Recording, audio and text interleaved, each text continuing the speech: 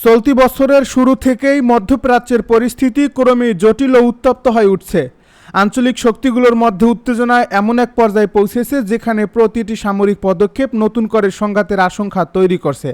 সাম্প্রতিক সময়ে ইরানের পক্ষ থেকে দেওয়া একাধিক করা বার্তা এবং সামরিক সক্ষমতা প্রদর্শনের ঘটনায় আন্তর্জাতিক অঙ্গনেও নতুন করে আলোচনা শুরু হয়েছে। তেহরান দাবি করছে অতীতের যে কোনো সময়ের তুলনায় তারা এখন অনেক বেশি প্রস্তুত, সুসংগঠিত এবং প্রতিপক্ষের যে কোনো পদক্ষেপের জবাব দিতে সক্ষম। ইরানের সামরিক ও রাজনৈতিক নেতৃত্বের বক্তব্যে স্পষ্টভাবে উঠে এসেছে যে তারা নিজেদের নিরাপত্তা ও সার্বভৌমত্ব রক্ষার প্রশ্নে কোনো ধরনের আপোষ করতে রাজি নয়।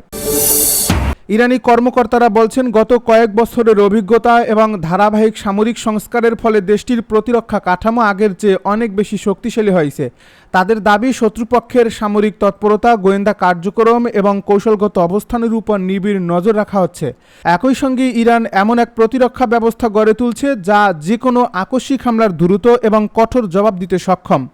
তেহরানের ভাষ্য অনুযায়ী তারা শুধু প্রতিরক্ষামূলক অবস্থানে নেই, বরং প্রয়োজনে আক্রমণাত্মক সক্ষমতাও ব্যবহার করতে প্রস্তুত।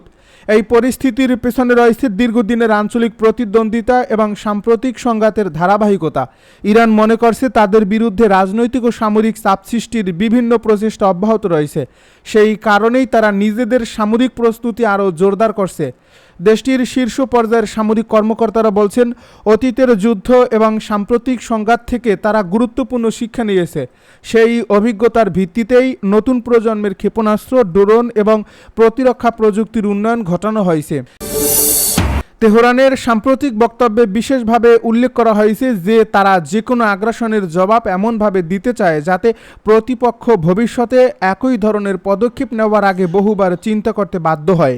ইরানি সামরিক বিশ্লেষকদের মতে দেশের প্রতিরক্ষা সক্ষমতা এখন এমন পর্যায়ে পৌঁছেছে যেখানে একাধিক ফ্রন্টে একযোগে অভিযান পরিচালনা করা সম্ভব।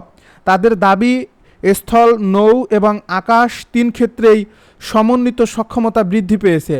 মধ্যপ্রাচ্যে চলমান উত্তেজনার আরেকটি গুরুত্বপূর্ণ দিক হল মার্কিন সামরিক উপস্থিতি। দীর্ঘদিন ধরে উপসাগরীয় অঞ্চলে যুক্তরাষ্ট্রের বিভিন্ন সামরিক ঘাঁটি কৌশলগতভাবে গুরুত্বপূর্ণ ভূমিকা পালন করে আসছে। কিন্তু ইরান বারবার অভিযোগ করে আসছে যে এই উপস্থিতি আঞ্চলিক স্থিতিশীলতার পরিবর্তে উত্তেজনা বাড়াচ্ছে।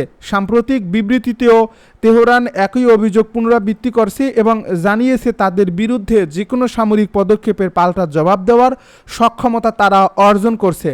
ইরানের সামরিক বাহিনী আরও দাবি করেছে যে তাদের ক্ষেপণাস্ত্র ও ড্রোন প্রযুক্তি এখন এমন পর্যায়ে রয়েছে যেখানে দূরপাল্লার নির্ভুল হামলা চালানো সম্ভব।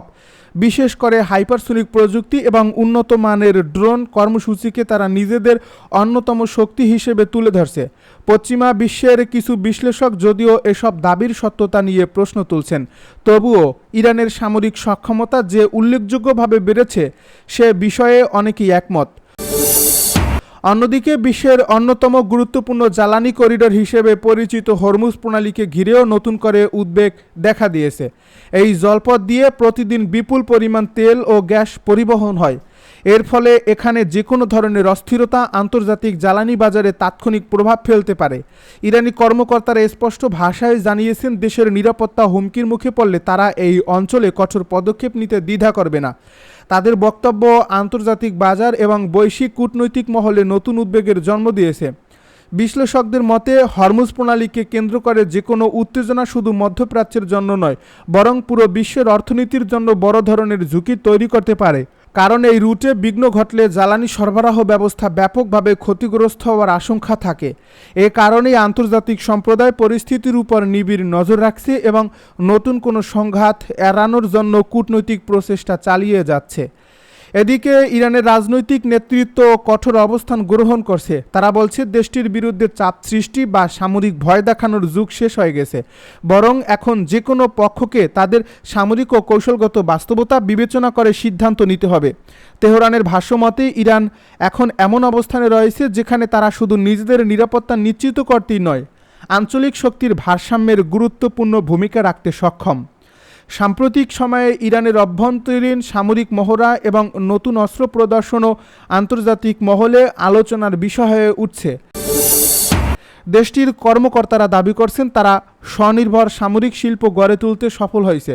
এর ফলে বিদেশি নিষেধাজ্ঞা বা চাপ তাদের প্রতিরক্ষা কর্মসূচিকে থামিয়ে রাখতে পারছে না, বরং প্রতিটি সংকট তাদের নতুন প্রযুক্তি উদ্ভাবনে আরও উৎসাহিত করছে। মধ্যপ্রাচ্যের বর্তমান বাস্তবতায় সবচেয়ে বড় প্রশ্ন হলো এই উত্তেজনা শেষ পর্যন্ত কোথায় গিয়ে থামবে। একদিকে রয়েছে শক্তি প্রদর্শন, অন্যদিকে কূটনৈতিক সমাধানের আহ্বান। তবে বাস্তবতা হলো পরিস্থিতি এখনও অত্যন্ত স্পর্শকাতর। ছোট একটি ভুল সিদ্ধান্ত বা ভুল হিসাবও বড় ধরনের সংঘাতের জন্ম দিতে পারে। সেই কারণেই আন্তর্জাতিক পর্যবেক্ষকেরা সব পক্ষকে সংযম প্রদর্শনের আহ্বান জানাচ্ছেন। তেহরানের সর্বশেষ বার্তা স্পষ্ট করে দিয়েছে যে তারা নিজেদের অবস্থান থেকে এক চুলো সরে আসতে রাজি নয়, বরং তারা বিশ্বাস করে সামরিক প্রস্তুতি এবং কৌশলগত সক্ষমতা বৃদ্ধি তাদের অবস্থানকে আরও শক্তিশালী করছে। একই সঙ্গে তারা প্রতিপক্ষকে সতর্ক করে দিয়েছে যে ভবিষ্যতে যে কোনো ধরনের আগ্রাসনের জবাব হবে দ্রুত, কঠোর এবং স্মরণীয়। সব মিলিয়ে মধ্যপ্রাচ্যের আকাশে আবারও সংঘাতের কালমেঘ ঘনীভূত হচ্ছে। একদিকে কূটনৈতিক প্রচেষ্টা অব্যাহত থাকলেও অন্যদিকে পাল্টাপাল্টি হুঁশিয়ারি, সামরিক প্রস্তুতি এবং শক্তি প্রদর্শন পরিস্থিতিকে আরও জটিল করে তুলছে। এখন বিশ্ব তাকিয়ে আছে পরবর্তী পদক্ষেপের দিকে। উত্তেজনা কি নতুন সংঘাতে রূপ নেবে, নাকি কূটনৈতিক আলোচনার মাধ্যমে পরিস্থিতি নিয়ন্ত্রণে আসবে?